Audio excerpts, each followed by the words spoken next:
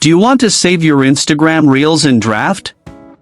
You can save as draft your Instagram Reel video with just a few simple steps.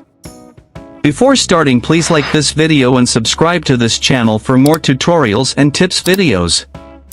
I've also added some helpful tools and apps in the description. Check them out.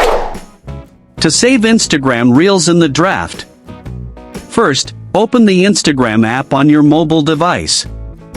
Once you are on Instagram, tap on your profile picture in the bottom right corner of the screen. Now, tap on the plus icon at the top of your Instagram profile page. A pop-up menu appears. Select Reel from here. You will see all the photos and videos from your device gallery. Now, record your reel or upload a video from your gallery.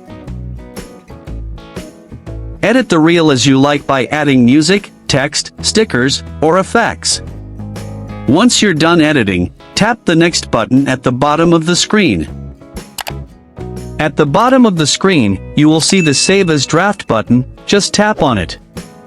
The draft will be saved in your Reels Drafts folder.